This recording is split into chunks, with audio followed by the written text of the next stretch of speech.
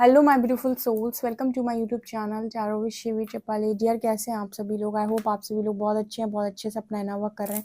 Channel पर आए तो रिक्वेस्ट करूंगी सब्सक्राइब करें इस चैनल को। वीडियो पसंद आता है तो like this video. Let's start your reading. देखते हैं आपके पार्टनर की करेंट एनर्जी क्या है।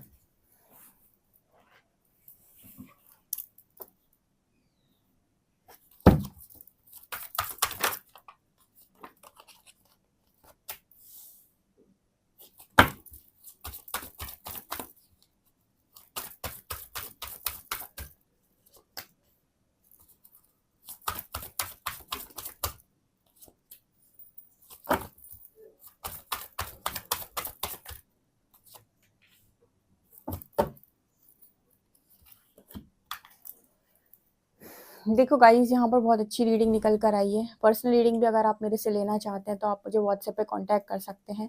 पर्सनल रीडिंग आपकी पेड रहेगी पूरी तरीके से, ठीक है। जनरल रीडिंग्स आपकी फ्री होती हैं, यहाँ की गाइडेंस आपके लिए टोटली फ्री है, आप जितना काम कर सकते हैं। लेकिन पर्सनल रीडिंग फ्री नहीं होती क्योंकि वहाँ पर आप पर्सनल एनर्जी लेते हैं। ओके, यहाँ पर जो एनर्जी आ रही है वो है divine masculine, reparenting yourself, forgiveness, serendipity, self respect and university, ठीक है। तो यहाँ पर आपके पार्टनर आपके बारे में क्या सोच रहे हैं, इस रीडिंग को यहीं से क्लेम करना स्टार्ट कीजिए क्योंकि बहुत ही खूबसूरत रीडिंग आई है और अब मैं चैनल करने के लिए जा रही हूँ। सो स्टार्ट करते हैं। तो first card we have divine masculine and serendipity. ये कार्ड बात कर रहा है कि आपके पार्टनर से ज़बरदस्ती यूनिवर्स ने आपके डीएम से सरेंडर करवाया है। आपके पार्टनर को इस तरीके की सिचुएशन में यूनिवर्स डाल चुके हैं जहाँ पर आपके पार्टनर के पास सरेंडर करने के अलावा कोई ऑप्शन ना बचे। यूनिवर्स से इस पर्सन ने यूनिवर्स ने इस पर्सन से 100% सरेंडर करवा लिया, हर चीज़ सरेंडर करवा ली। सरेंडर का मतलब ये नहीं है कि सिर्फ सर झुकेगा। सरेंडर का मतलब सर झुकना नहीं होता है। सरेंडर का मतलब गुरूर झुकना होता है। सरेंडर का मतलब ईगो झुकना होता है। सरेंडर का मतलब आत्मा का झुकना होता है, ठीक है। कुछ लोगों को लगता है सरेंडर मतलब परमात्मा अब तुम सब संभाल लेना। नो नो नो, ये नहीं होता सरेंडर का मतलब। सरेंडर का मतलब है कि तुम अपने गुरूर को नीचे करो और समझो इस चीज़ को कि इस दुनिया में परमात्मा की मर्जी के बिना पत्ता नहीं हिलता। अपने ईगो को तुम नीचे रखो, अपने गुस्से को तुम नीचे रखो। हर चीज़ को आपको सरेंडर करना होता है। अपनी डिज़ायर्स को तुम सरेंडर करो, अपनी इच्छाओं को सरेंडर करो, हर चीज़ सरेंडर, उसको बोलते हैं कंप्लीट सरेंडर। जहाँ पर आपको अब विश्वास है कि जो होगा ईश्वर की रज़ा से होगा और बहुत बेहतरीन होगा, ठीक है। भले ही मेरी इच्छा के विरुद्ध हो या मेरी इच्छा अनुसार हो, जो भी हो, ठीक है, लेकिन जो भी होगा बेहतरीन होगा, ठीक है। मेरी मर्जी से मिले या मेरी मर्जी के खिलाफ मिले, मेरे को अच्छा ही मिलेगा। इसको कहते हैं सरेंडर, ठीक है ना। तो आपके पार्टनर ने कुछ इस तरीके का सरेंडर यहाँ कर दिया है।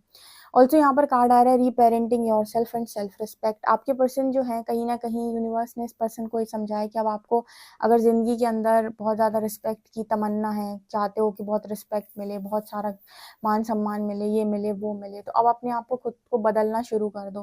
क्योंकि जो चीज़ें अभी तक तुम्हारे अंदर रही हैं, जो हरकतें तुम्हारे अंदर रही, उस हिसाब से तो जो रिस्पेक्ट तुम्हें मिली है वो दिखावटी रिस्पेक्ट है, वो शो ऑफ वाली रिस्पेक्ट है जो तुम्हारे मुंह के ऊपर तुम्हारे लोग करते हैं और तुम्हारे पीठ के पीछे तुम्हारे लोग नहीं करते हैं।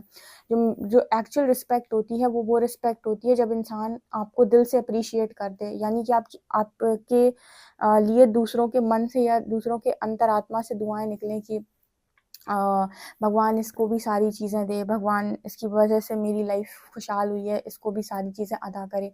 वो जो जब किसी की ज़िंदगी में आपकी वजह से रोशनी आए, वो जब आपको कोई दुआ दे या वो आपको जब कुछ बोलता है ना, वो रिस्पेक्ट होती है। ये जो नॉर्मल आप मैट्रिक्स में रिस्पेक्ट देखते हैं ना, ये एक्चुअल में रिस्पेक्ट नहीं होती। यहाँ पर हर व्यक्ति मुंह पर तारीफ करता है, आप कभी भी नोटिस कर लीजिएगा।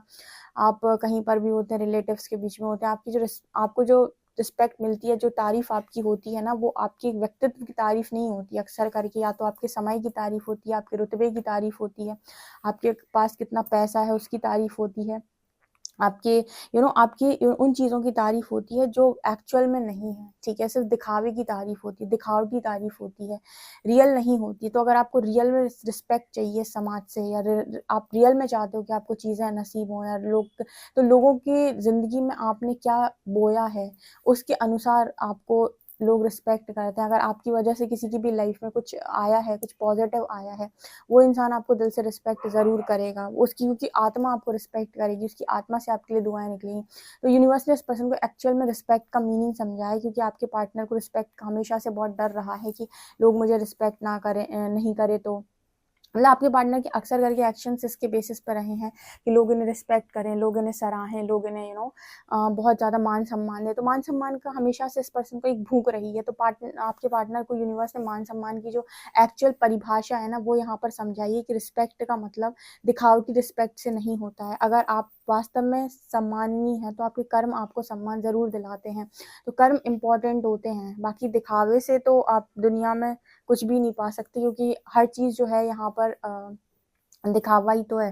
तो आपकी जो तारीफ़ होती है, आपका जो सम्मान होता है, वो भी एक बहुत बड़ा दिखावा और छल है, ठीक है ना? तो ये चीज़ इस पर्सन को समझ में आई है। तीसरा यहाँ पर एनर्जी फॉरगिवनेस की एंड ल्यूमिनोसिटी की। आपके अंदर लगातार जो लाइट निकल रही है, आपके अंदर से लगातार जो शानदार ऊर्जा निकल रही है, आपके अंदर से जो पॉज़िटिविटी निकल रही है, आपकी जो शक्ति लगातार रेज़ हो रही है, बढ़ रही है, उसकी वजह से भी आपके पार्टनर आपकी तरफ मेल्ट हो रहे हैं, झुक रहे हैं, ठीक है? इस पर्सन से आप चिल्ला-चिल्ला कर कितनी भी कोशिश करो माफ़ी मंगवाने की, पार्टनर को कितना भी सुनाने की, कुछ भी बोलने की, ये पर्सन आपसे माफ़ी नहीं मांगते हैं, और ना ही ये पर्सन आपके सामने झुकते हैं, क्योंकि एक डिस्टॉर्टेड इंसान के सामने कभी कोई नहीं झुकता।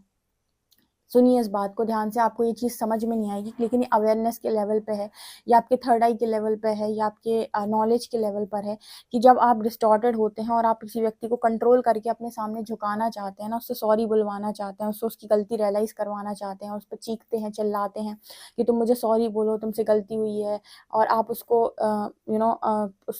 उसको समझाने की कोशिश करते हैं कि वो अपनी गलती माने, वो नहीं मानता है, क्योंकि एक डिस्टॉर्टेड व्यक्ति के आगे कभी कोई नहीं झुकता।